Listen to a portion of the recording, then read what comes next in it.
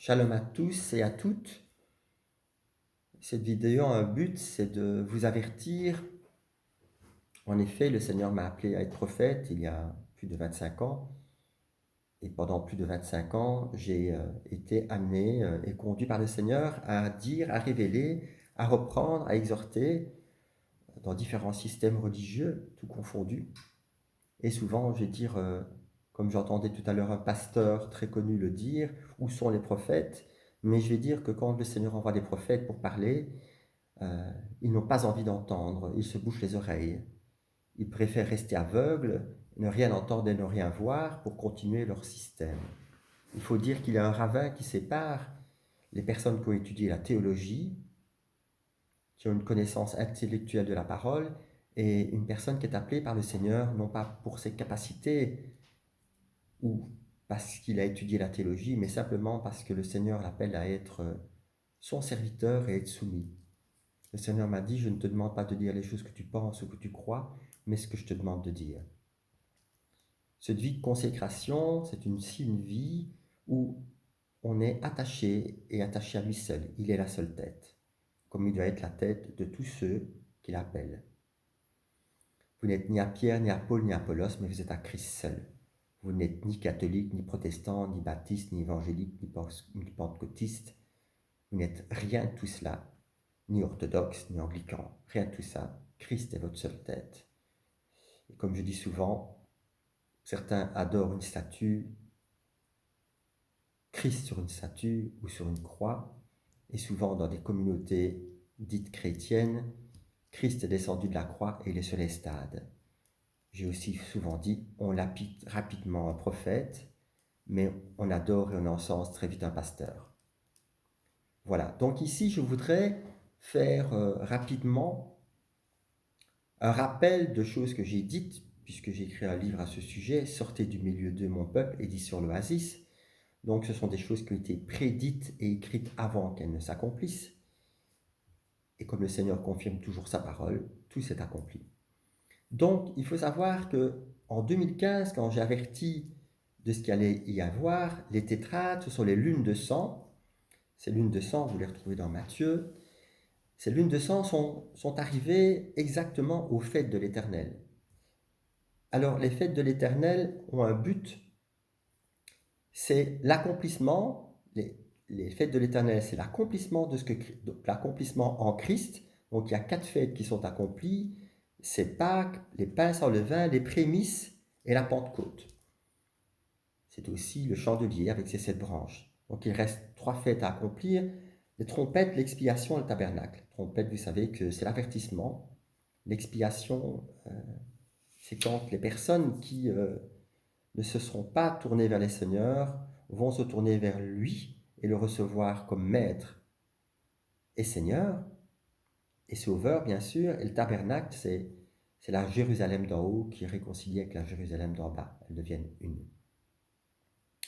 Donc, les 4 premières fêtes ont été réalisées en 2016, donc le 15 avril 2016 à Pâques, et puis ça s'est succédé le 8 octobre 2016, le 4 avril 2017 et le 28 septembre 2017, qui s'est terminé par la fête des tabernacles, Lévitique 23. Ensuite, il y a autre chose que le Seigneur m'a montré à ce moment-là. En 2016, il y a autre chose qui s'est mis en place. La reine d'Angleterre, qui est la chef des Illuminati, a commencé à éditer 10 pièces. 10 pièces de monnaie qui représentent en fait 10 bêtes héraldiques et qui représentent aussi 10 principautés. Vous avez entendu, et tout le monde connaît plus ou moins la statue de Daniel. Vous savez que la statue de Daniel avait 4 parties. La tête qui représentait Babylone était en or, le buste et les bras étaient en argent et représentaient les Mèdes et les Perses. Ensuite, vous avez le tronc qui était en airain et qui représente en fait l'Empire grec, et les pieds qui représentaient en fait aussi l'Empire romain. Et la parole de Dieu nous dit que l'Empire romain était de fer et d'argile. Les 4 métaux, on passe du métal le plus précieux au plus simple, je vais dire, mais le fer est plus solide et plus fort que l'or. Cependant, ce système babylonien a perduré Si vous regardez d'ailleurs à Strasbourg, le monument qui représente la communauté européenne, vous allez voir que c'est une tour inachevée qui représente la tour de Babel. Donc, ce empire spirituel a perduré et a traversé les 4 empires, et encore à l'heure actuelle, c'est lui qui domine. C'est l'homme qui s'élève par lui-même dans toutes ses sciences contre Dieu. Je dis souvent, et c'est vrai que ça a un peu interpellé, au début de ma conversion, et pourtant j'ai des amis qui sont dans la médecine et ils font du mieux qu'ils peuvent, mais il faut reconnaître que la médecine s'appuie sur la capacité intellectuelle de l'homme, sans Dieu, alors que la guérison divine, moi je ne suis pas docteur, et quand je prie pour des personnes et que Dieu guérit, c'est Dieu qui guérit. Je ne fais rien. Je m'appuie simplement sur le tout accompli. Donc dire que le Seigneur guide les mains du médecin pour guérir, c'est une hérésie qui est anti-biblique. Bien sûr, il y a des personnes qui ont besoin de médecins, puisqu'ils ne connaissent pas Christ, et que le rôle de l'ecclésia véritable, qui est d'être lumière et sel, a failli à son rôle. Il y a, c'est vrai, beaucoup d'appelés, mais peu d'élus. Donc, nous continuons. Donc, en 2016, le Seigneur m'a montré un songe, le puits de l'abîme. Et sur ce place, j'étais sur une grande place, il y a un puits. Donc, c'est Apocalypse 9. Le puits de l'abîme est ouvert. Et l'autre jour, un jeune que je connais m'a posé la question, mais le puits de l'abîme est ouvert et les démons montent. Et pourtant, avant, il y avait déjà des démons. Et je lui dis oui, mais avant, il fallait les appeler. Les gens qui prient des statues, des idoles, etc., appellent des démons. Tandis que maintenant, ils sont libres de venir sans qu'on ne les appelle. Le puits de l'abîme est ouvert. Et ce que le Seigneur m'a montré dans ce songe, il y avait un puits ouvert, plein de personnes sur la place, et les démons montaient et sautaient et rentraient dans les gens, sans que ceux-ci s'en rendent compte en fait. Quand je me suis approché de ce puits, j'ai vu des serpents qui naissaient, un petit serpent a sauté sur ma main, je l'ai jeté à terre. Et puis, en sortant de ce songe, le Seigneur m'a montré vraiment que le monde était prêt, aveuglé, parce qu'il ne pouvait pas voir les démons. Beaucoup de personnes passent le clair de leur temps devant la télévision, et la parole de Dieu nous dit que Satan, Lucifer, utilise l'image qui parle pour séduire les foules. Petits, grands, riches et pauvres. Donc, la première pièce qui a pris lieu, les 2 premières pièces, c'est le lion d'Angleterre.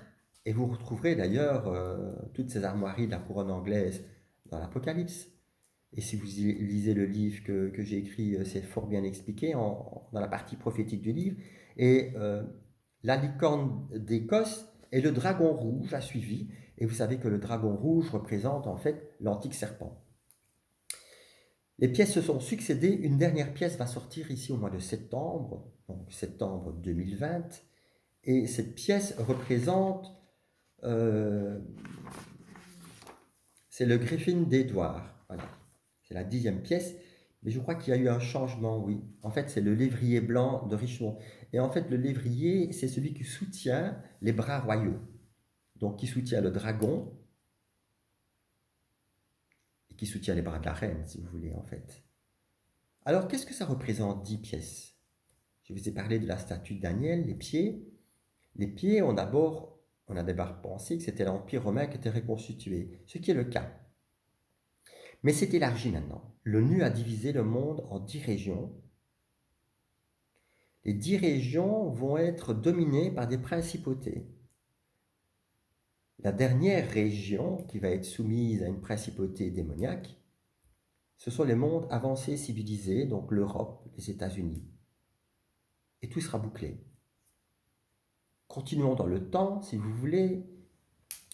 Apocalypse 12, nous avons un grand signe dans le ciel, la Vierge est enceinte. Elle est couronnée de 12 étoiles, le soleil sur son épaule et la lune à ses pieds. Et Jupiter, qui représente l'astre le plus important de notre système solaire, représente l'enfant roi. Donc la Vierge est enceinte. Et elle va rester enceinte pendant 9 mois. Au bout des 9 mois, Jupiter va sortir de son sein et une autre constellation prend place, c'est l'antique serpent qui vient pour dévorer l'enfant. Nous continuons. Et nous arrivons maintenant à Apocalypse 13.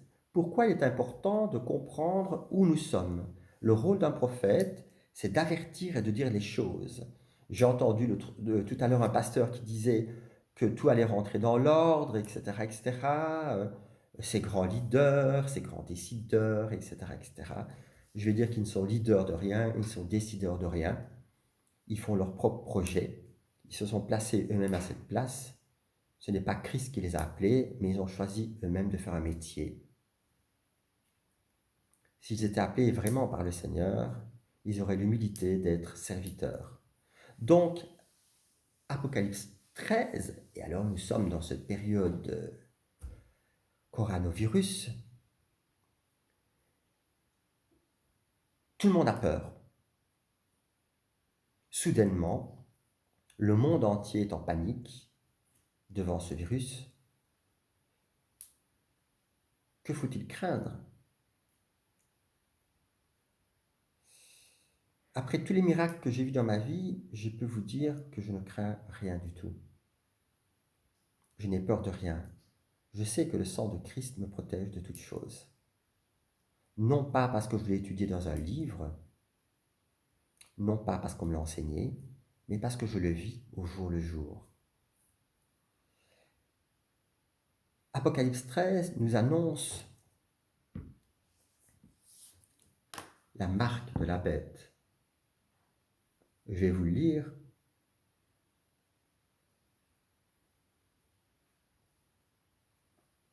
Et elle fit que tous, petits et grands, riches et pauvres, libres et esclaves, reçussent une marque sur leur main droite et sur leur front, et que personne ne put acheter ni vendre sans avoir la marque, le nom de la bête ou le nombre de son nom. C'est ici la sagesse que celui qui a de l'intelligence calcule le nombre de la bête, car c'est un nombre d'hommes, et son nombre est de 666. Quand il y a 25 ou 30 ans, et même plus que ça, je parlais de la puce sous-cutanée, je faisais rire les gens puisque ça semblait tellement improbable et impossible. Impossible parce que jamais un homme, une personne n'accepterait d'être pucé. Pourtant, petit à petit, on a vu des animaux pucés pour diverses raisons. Ils sont passés du tatouage à la puce. C'est devenu normal. On a mis des puces dans plein de choses. Le premier à être pucé, c'est William, qui est l'antéchrist. Donc le premier à être pucé, c'est lui, et c'est d'ailleurs à lui qu'appartient cette société Digital Angel qui dirige tout ce système. Il faut savoir que Christ a refusé les 3 autorités venant des hommes. Il a refusé d'être un chef religieux, il a refusé d'être un chef militaire et un chef politique, bien que l'a voulu et acclamé dans ce sens, pour ensuite le crucifier. Et il dit, moi je viens au nom de mon Père, mais en fait vous me rejetez, un autre viendra en son nom. Donc il sera roi, il sera chef religieux, l'Église anglicane qui rassemblera toutes les religions, chef politique parce que roi, et chef militaire parce que chef d'une armée. Donc, nous voyons que ce système prend place, et contrairement aux pasteurs qui osent encore parler de la part du Seigneur et de dire on pense, on croit, je leur dis, taisez-vous, remettez votre vie en règle devant le Seigneur, et surtout, écoutez les personnes que le Seigneur vous envoie pour vous dire ce qu'il va arriver et vous avertir. Sortez du milieu d'eux, mon peuple, ne participez pas à ces péchés. Ce moment de confinement, c'est un moment de mise à part, où chacun a perdu cette fausse tête humaine pour se tourner vers Christ. Il n'est pas trop tard, mais il est temps. Ici, au mois de décembre, le Seigneur m'a montré, alors qu'il a envoyé vers moi un jeune, il m'a montré en fait quelque chose. C'est Matthieu 22. Le royaume des cieux est semblable à un roi qui fit des noces pour son fils. Il envoya ses serviteurs appeler ceux qui étaient invités aux noces. Mais ils ne voulurent pas venir. Il envoya encore d'autres serviteurs en disant « Dites aux conviés, voici, j'ai préparé mon festin, mes bœufs et mes bêtes grasses sont tués, tout est prêt, venez aux noces. » Mais sans s'inquiéter de l'invitation, ils s'en allèrent. Celui-ci à son champ, celui-là à son trafic, et les autres se saisirent des serviteurs, les outragèrent et les tuèrent. Le roi fut irrité.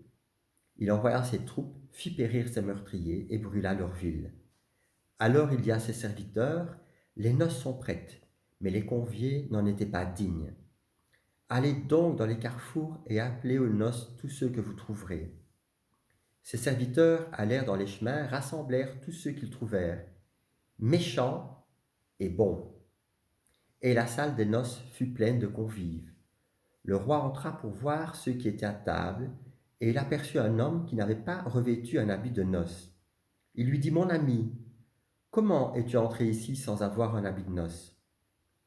Cet homme eut la bouche fermée. Alors le roi dit aux serviteurs, « Liez-lui les pieds et les mains, et jetez-le dans les ténèbres du dehors, où il y aura des pleurs et des grincements de dents, car il y a beaucoup d'appelés, mais peu d'élus. » Quand le Seigneur m'a dit ceci, il m'a dit, « Je ne t'envoie plus vers les religieux maintenant. Je t'envoie dans les rues, dans les chemins. Tous ceux que je mettrai sur ton chemin, convie-les, habille-les, bons et mauvais. » Ici, nous allons arriver à la Pessa, à la Pâque.